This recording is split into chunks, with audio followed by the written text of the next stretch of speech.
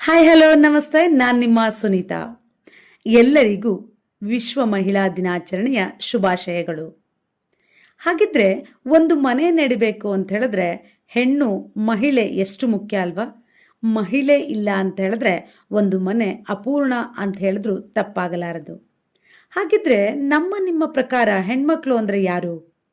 ನಿಮಗೆ ಗೊತ್ತಾ? ನನಗೆ ಗೊತ್ತಿದ್ದಷ್ಟನ್ನ ನಾನು ಹೇಳ್ತಾನೆ ಕೇಳಿ.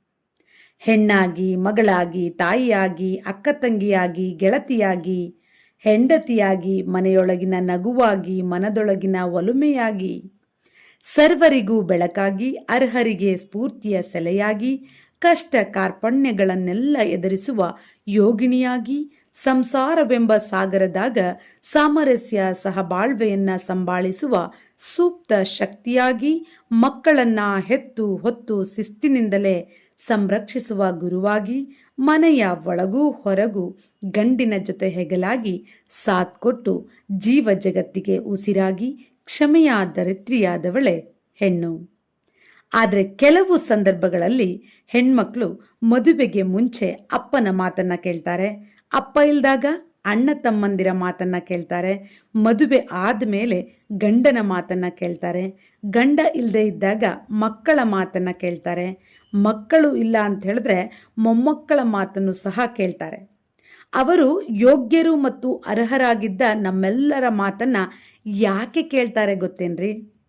ಅಪ್ಪ, ಅಣ್ಣ, ತಮ್ಮಂದಿರು ಇವೆಲ್ಲರ ಮಾತನ್ನ ಗೌರವದಿಂದ ಕೇಳ್ತಾರೆ, ಗಂಡನ ಮಾತನ್ನ ಪ್ರೀತಿಯಿಂದ ಕೇಳ್ತಾರೆ, ಮಕ್ಕಳು ಮೊಮ್ಮಕ್ಕಳ ಮಾತನ್ನ ಮಮತೆಯ ಕಾರಣಕ್ಕೆ ಹೆಣ್ಮಕ್ಳು ಮನಸ್ಸು ಸಹಾನುಭೂತಿಯಿಂದ ಕೇಳ್ತಾರೆ. ಅವರು ಪದಗಳ ಜೊತೆಗೆ ಭಾವನೆಗಳನ್ನು ಹೇಳ್ತಾರೆ. ಆದರೆ ನೆನಪಿರ್ಲಿ, ಕೇಳೋದು ಎಷ್ಟು ಗೊತ್ತೋ ಕೇಳೋ ಹಾಗೆ ಮಾಡೋದು ಅಷ್ಟೇ ಗೊತ್ತು. ಯಾಕಂದರೆ ಹೆಣ್ಣು ಅಂದರೆ ಶಬ್ದವಲ್ಲ, ಹೆಣ್ಣಂದರೆ ಜಗನ್ಮಾತೆ, ಎಲ್ಲವೂ ಅವಳೇ. ಇಲ್ಲಿ ಹೆಣ್ಮಕ್ಳಿಗೆ ಎಲ್ಲವನ್ನೂ ನಿಭಾಯಿಸುವಂತಹ ಶಕ್ತಿಯನ್ನ ದೇವರೇ ಕೊಟ್ಟಿರುವಾಗ ಈ ಸೃಷ್ಟಿಯ ಅಮೋಘ, ಅದ್ಭುತ, ಅಪ್ರತಿಮ ಶಕ್ತಿಯೇ ಹೆಣ್ಣು. ಇಂತಹ ಹೆಣ್ಣನ್ನ ಯಾರು ಗೌರವಿಸ್ತಾರೆ ಅಲ್ಲಿ ದೇವರು ನೆಲೆಸಿರ್ತಾನೆ. ಹಾಗೆ ಹೆಣ್ಮಕ್ಳನ್ನ ಸದಾ ನೀವು ಗೌರವಿಸೋದ್ರ ಜೊತೆಗೆ ಅವರ ಸಹಭಾಗಿತ್ವದಲ್ಲಿ ಒಳ್ಳೆಯ ಸನ್ನಡತೆಗಳನ್ನು ಕಲಿತು ಅವರಿಗೂ ಕಲಿಸಿ ಸಮಾಜದಲ್ಲಿ ಹೆಣ್ಣಿಗೆ ಗೌರವವನ್ನು ಸಮರ್ಪಿಸುವಂತೆ ನಾವು ನೀವೆಲ್ಲರೂ ಮಾಡೋಣ.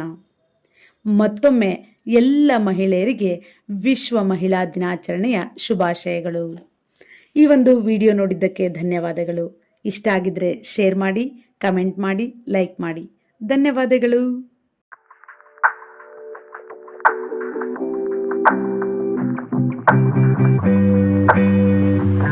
Thank you.